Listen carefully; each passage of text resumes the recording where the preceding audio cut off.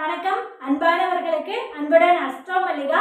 இன்னைக்கு இந்த வீடியோ பதிவில் நம்ம என்ன பார்க்க போறோம் அப்படின்னு பார்த்தீங்கன்னா, மகரம் ராசிக்காரர்களுக்கான குரு பெயர்ச்சி பலன்கள் எப்படி இருக்கும் அப்படிங்கிறத பற்றி பார்க்க போறோம். நாம கொஞ்சம் வீடியோ தாமதமாக தான் பதிவு செய்கிறோம். குணமிகு வியாழ குரு பகவானே மனமுள்ள வாழ்வை மகிழ்வுடன் அருள்வாய். பிரகஸ்பதி வியாழ குருபர நேசா கிரக தோஷமின்றி கடாசி தருவாய். குரு பகவான் கடந்த மே மாதம் 1ஆம் தேதி அன்று மேச ராசியிலிருந்து ரிஷப ராசிக்கு பெயர்ச்சி அடைந்திருக்கிறார்.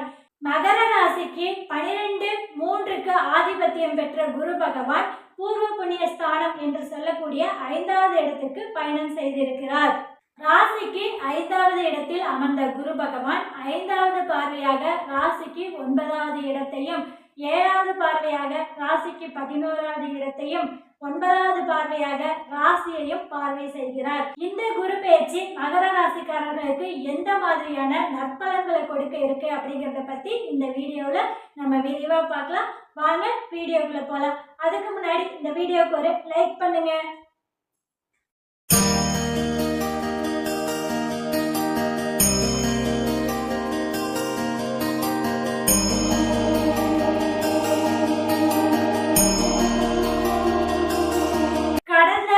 ஒரு வருடமாக மகர ராசிக்காரர்களுக்கு குரு பகவான் சுகஸ்தானம் என்று சொல்லக்கூடிய 4வது இடத்தில் அமர்ந்திருந்தார். தற்போது பூர்வ புண்ணியஸ்தானம் என்று சொல்லக்கூடிய 5வது இடத்திற்கு பெயர்ச்சி அடைந்திருக்கிறார். 5வது இடம் அப்படின்னாலே உங்களுக்கு பார்த்தீங்கன்னா இந்த வருஷம் புத்திர பாக்கியம் அப்படிங்கிறது நிச்சயம் கிடைக்க போகுது. சரிங்களா? உங்களுடைய வம்ச வாரிசை இந்த வருஷம் நீங்க கண்ணில் பார்க்க போறீங்க.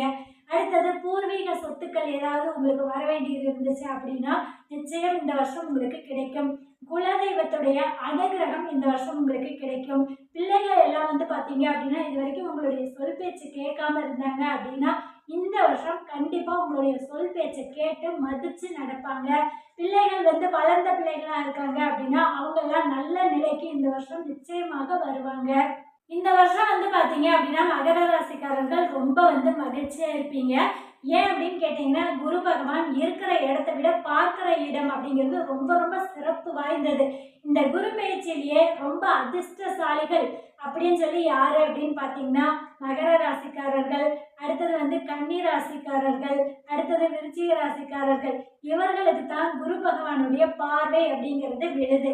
அதுவும் குறிப்பா மகர ராசிக்காரர்களுக்கு பாக்கியஸ்தானம் அப்படின்னு சொல்லக்கூடிய 9வது இடத்தை பார்க்கறதும், லாபஸ்தானம் அப்படின்னு சொல்லக்கூடிய 16வது இடத்தை பார்க்கறதும், ராசியையே பார்க்கறதும் ரொம்ப ஒரு சிறப்பு வாய்ந்த ஒரு குரு பெயர்ச்சியா இந்த வருஷம் உங்களுக்கு இருக்கு. சுப நிகழ்ச்சிகள் எல்லாமே மகர ராசிக்காரர்களுக்கு நடக்கும். இது வரைக்கும் பார்த்தீங்க அப்படின்னா ரொம்ப ஒரு டென்ஷன், தேவையில்லாத அலைச்சல் அதெல்லாம் உங்களுக்கு இருந்துச்சு அப்படின்னா இனிமேல் அதுலேருந்து நீங்கள் ரிலீஃப் ஆயிடுவீங்க. ரொம்பவே இந்த வருஷம் ரொம்ப மகிழ்ச்சியா சந்தோஷமா இருப்பீங்க.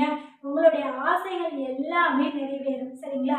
ஏன் அப்படின்னு கேட்டீங்கன்னா 5வது இடம் அப்படின்னாலே குழந்தைங்களை எதிர்பார்த்து காத்துட்டு இருப்பீங்க. ராசிக்கு 9வது இடத்தை பார்க்குறாரு. மகர ராசிக்காரர்கள் இது வரைக்கும் எங்கேயாச்சும் வெளிநாடு போகலாம் அப்படின்னு சொல்லிட்டு முயற்சி செய்துட்டு இருந்து ஒன்றுமே பலன் கிடைக்கல அப்படின்னு நினச்சிங்கன்னா இந்த வருஷம் முயற்சி செஞ்சீங்க அப்படின்னா கண்டிப்பாக வெளிநாடு போகக்கூடிய யோகம் அப்படிங்கிறது உண்டு. அது நீங்கள் ஆன்மீக காரியங்களுக்காக போகலாம், அல்லது பார்த்தீங்க அப்படின்னா ஆன்மீக சுற்றுப்பயணத்துக்காக போகலாம். இந்த மாதிரி ஏதாவது ஒரு வகையில் வெளியூர் அல்லது வெளிநாடு போய் சம்பாதிச்சுட்டு வருவீங்க. அதே போல் ரொம்ப நாளாக தீர்த்த யாத்திரைகள் போகணும், புனித யாத்திரைகள் போகணும் அப்படின்னு சொல்லிட்டு இந்த காசி, ராமேஸ்வரம் இந்த மாதிரி ரொம்ப தூரத்தில் ஆன்மீக பயணம் போகணும் அப்படின்னு நினச்சிட்டு இருந்தீங்க அப்படின்னா உங்களுடைய எண்ணங்கள் இது வரைக்கும் ஈடேறாமல் இருந்துச்சு அப்படின்னா இந்த வருஷம் நிச்சயமாக யாராவது ஒருத்தர் மூலமாக நீங்கள் இந்த புனித யாத்திரைகளுக்கெல்லாம் போயிட்டு வருவீங்க. யாராவது ஒரு பெரியவங்க உங்களுக்கு நிச்சயமாக அதுக்கான உதவிகளை செய்துட்டு வருவாங்க. உங்களுடைய ரொம்ப நாள் எண்ணங்கள் அப்படிங்கிறது இந்த வருஷம் ஈடேறும். அதே போல வீடு வாசல் அமையக்கூடிய யோகம் இது எல்லாமே இந்த வருஷம் நடக்கும். அப்புறம் பார்த்தீங்கன்னா பதவி உயர்வு கிடைக்கிறது, மேலதிகாரிகள் உங்களை உங்களுடைய சொல் பேச்சை கேட்டு நடக்கிறது, நீங்கள் வேலை செய்யக்கூடிய இடத்துல உங்களுக்கு வெகுமதி பாராட்டு இதெல்லாமே கிடைக்கிறது. இதெல்லாமே இந்த வருஷம் மகர ராசிக்காரர்களுக்கு நிச்சயம் உண்டு. ஊதிய உயர்வு கிடைக்கிறது. இது எல்லாமே இந்த வருஷம் நிச்சயமாக மகர ராசிக்காரர்களுக்கு கிடைக்கும். அப்பாவுடைய சப்போர்ட் மகர ராசிக்காரர்களுக்கு கிடைக்கும். சரிங்களா? அப்பா வழியில எதனாச்சும் எதனாச்சும் ஒரு ஆதாயம், எதனாச்சும் ஒரு லாபம் அப்படிங்கிறது, ஒரு பொருளாதார லாபம், அதிர்ஷ்டம் அப்படிங்கிறதெல்லாம் மகர ராசிக்காரர்களுக்கு நிச்சயமாக கிடைக்கும். திருமணத்துக்காக ரொம்ப நாள் முயற்சி பண்ணிக்கிட்டு இருக்கிறேன், அதாவது 2வது திருமணத்துக்காக ரொம்ப நாள் முயற்சி செய்துட்டு இருக்கிறேன், எனக்கு இந்த வருஷமாவது திருமண யோகம் இருக்குமா அப்படின்னு கேட்கக்கூடியவர்களுக்கு நிச்சயமாக மகர ராசிக்காரர்களுக்கு இந்த வருடம் 2வது திருமண யோகம் அப்படிங்கிறது உண்டு. முதல் திருமணம் தோற்று போய் 2வது திருமணத்துக்காக முயற்சி செய்துட்டு இருக்கக்கூடியவர்களுக்கு திருமண யோகம் அப்படிங்கிறது நிச்சயமாக இந்த வருஷம் உண்டு. அடுத்தது வந்து பாத்தீங்க அப்படின்னா ராசிக்கு 11வது இடத்தை பார்க்குறாரு, லாபஸ்தானம். இதுதான் வந்து பாத்தீங்க அப்படின்னா உங்களுடைய எண்ணங்கள், உங்களுடைய அபிலாசைகள்லாம் பூர்த்தி ஆகக்கூடிய இடம். அந்த இடத்த குரு பகவான் பார்க்கும்போது உங்களுடைய நியாயமான ஆசைகள் அனைத்துமே இந்த வருஷம் வந்து பூர்த்தியாகும். நீங்க என்னெல்லாம் செய்யணும்னு நினைக்கிறீங்க, வாழ்க்கையில எங்கெல்லாம் போகணும்னு இருக்கிறீங்க, இது எல்லாமே இந்த வருஷம் வந்து நிச்சயமா நிறைவேறும். சரிங்களா? அதே மாதிரி இது வரைக்கும் பணம் எங்கேயாவது கொடுத்து வச்சிருந்து அந்த பணம் உங்களுக்கு கையில கிடைக்காம இருந்துச்சு அப்படின்னா இந்த வருஷம் நிச்சயமா உங்களை தேடி கொண்டு வந்து அந்த பணத்தை கொடுத்துட்டு போயிடுவாங்க. அப்புறம் குழந்தைகளால ஏதாச்சும் உங்களுக்கு குழந்தைகளோட சப்போர்ட், இப்ப மகர ராசிக்காரங்க கொஞ்சம் வயசானவங்களா இருக்கீங்க, பிள்ளைங்க வந்து இது வரைக்கும் உங்களை பார்த்துக்கல அப்படிங்கிற மாதிரி சூழ்நிலை இருந்துச்சு அப்படின்னா இந்த வருஷம் கண்டிப்பா பிள்ளைங்க வந்து உங்களை பார்த்துக்குவாங்க. பிள்ளைகளுடைய ஆதரவு உங்களுக்கு நிச்சயமாக கிடைக்கும். 5வது இடத்துல குரு பகவான் அமர்ந்திருக்கிறாரு. ஏதேனும் வந்து அதிர்ஷ்டங்கள் கிடைப்பதற்கான வாய்ப்புகள் உண்டு. சரிங்களா? ஏதேனும் வந்து இந்த லாட்டரி, ஷேர் மார்க்கெட் இதன் மூலமா திடீர்னு உங்களுக்கு ஒரு பொருளாதார உயர்வு அப்படிங்கிறது கிடைப்பதற்கான வாய்ப்புகள் அப்படிங்கிறது இந்த வருஷம் நிச்சயம் உங்களுக்கு உண்டு. அப்புறம் ஏதாவது கமிஷன் ஒர்க்கு, கான்ட்ராக்ட் ஒர்க்கு இதெல்லாம் வந்து நீங்க எடுக்கணும் அப்படின்னு நினைச்சீங்க, இது வரைக்கும் அதெல்லாம் வந்து ஃபெயிலியரா இருந்துச்சு அப்படின்னா இந்த வருஷம் அதுக்கான முயற்சிகள் எல்லாமே உங்களுக்கு வந்து கை கொடுக்கும். சரிங்களா? கண்டிப்பா நீங்க எடுக்கக்கூடிய காரியங்கள் அனைத்திலும் இந்த வருடம் வெற்றி கிடைக்கும். உங்களுடைய முயற்சிகள் அனைத்துமே இந்த வருஷம் வந்து பலிதமாகும். அடுத்தது ராசியவே பார்க்கிறாரு. இது வந்து பாத்தீங்க அப்படின்னா எவ்வளவு ஒரு சிறப்பான விஷயம். ராசிக்கு 11வது இடத்தையும் பார்க்கிறாரு, ராசியையும் பார்க்கிறாரு. ரொம்ப ரொம்ப சிறப்பு வாய்ந்த விஷயம். நீங்க உங்களுடைய எண்ணங்கள், உங்களுடைய ஆசைகள் அனைத்துமே இந்த வருஷம் பூர்த்தி ஆகக்கூடிய ஒரு சிறப்பான குரு பேச்சா மகர ராசிக்காரர்களுக்கு இந்த வருஷம் இருக்கு. உங்களுக்கு இருக்கக்கூடிய பிரச்சனைகள் எல்லாத்துலயும் இருந்து நீங்க வந்து ரிலீவ் ஆயிருவீங்க.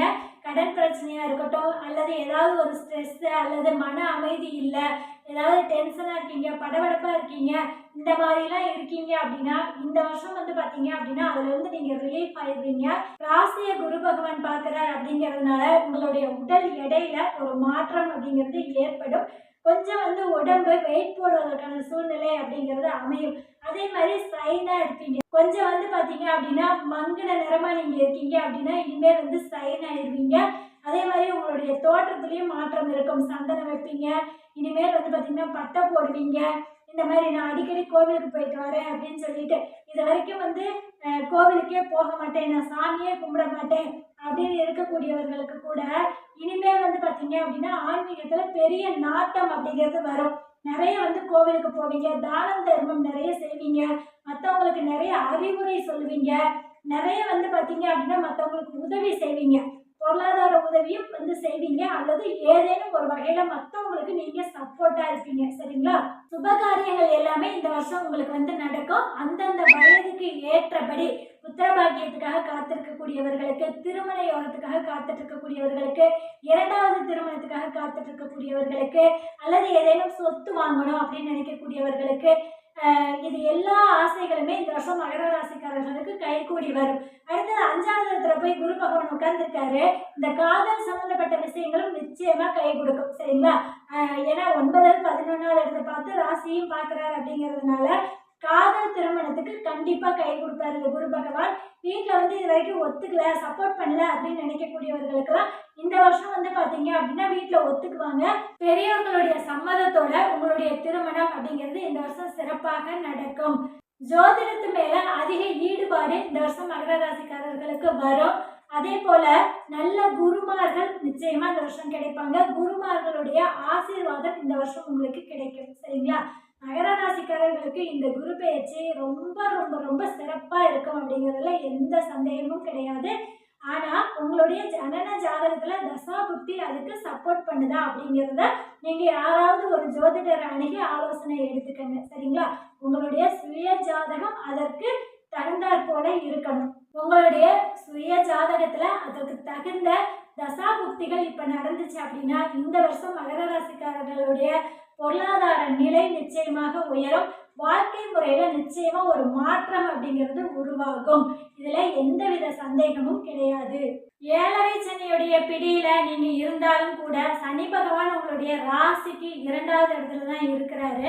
குரு பகவானுடைய பார்வை ராசிக்கு இருக்கு அப்படிங்கிறதுனால ரொம்ப இந்த மன உளைச்சல், டென்ஷன் இது எல்லாமே உங்களுக்கு நீங்கிரும். மறைமுக எதிர்ப்புகள், போட்டிகள் இருக்கு அப்படின்னா அதெல்லாம் இனிமேல் விலகிரும். உங்களுடைய நியாயமான ஆசைகள் அனைத்துமே இந்த வருஷம் பூர்த்தியாகும்.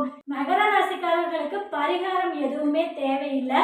இருந்தாலும் 7.5 சனி மகர ராசிக்காரர்களுக்கு போயிட்டு இருக்கு அப்படிங்கிற காரணத்தினால சனிக்கிழமை அன்னைக்கு உங்களால முடிஞ்ச அளவுக்கு ஏதாவது தானம் தர்மங்கள் செய்துட்டு வாங்க.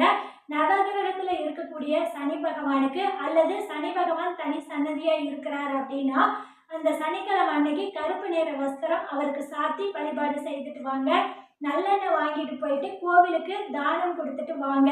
இது போல செய்துட்டு வந்தீங்க அப்படின்னா இந்த 7.5 சனி அப்படிங்கிறது கூட உங்களுக்கு ஓரளவுக்கு தொந்தரவுகள் கொடுக்காது. மகர ராசிக்காரர்களுக்கு ஏதேனும் சந்தேகம் இருந்துச்சு அப்படின்னா இந்த வீடியோவுடைய கமெண்ட் பாக்ஸ்ல உங்களுடைய கேள்விகளை பதிவு செய்யுங்க. உங்களுடைய நண்பர்கள், உறவினர்கள் மகர ராசிக்காரர்களா இருக்காங்க அப்படின்னா அவங்களுக்கும் இந்த வீடியோவை ஷேர் பண்ணுங்க. ஜோதிட உலகம் சேனலுக்கு நீங்கள் முதல் பார்வையாளராக இருக்கீங்க அப்படின்னா ஜோதிட உலகம் சேனலை சப்ஸ்கிரைப் பண்ணிக்கோங்க. ஜோதிட உலகம் வாட்ஸ்அப் குரூப்புடைய லிங்க் டிஸ்கிரிப்ஷன் பாக்ஸ்ல இருக்கு. குரூப்ல ஜாயின் பண்ணணும் அப்படின்னு நினைக்கிறவங்க லிங்க் டச் பண்ணிட்டு குரூப்ல ஜாயின் பண்ணிக்கோங்க. மீண்டும் அடுத்த பதிவில் சந்திப்போம். அதுவரை ஜோதிட உலகம் சேனலில் எங்களோடு இணைந்திருங்கள். அனைவருக்கும் நன்றி.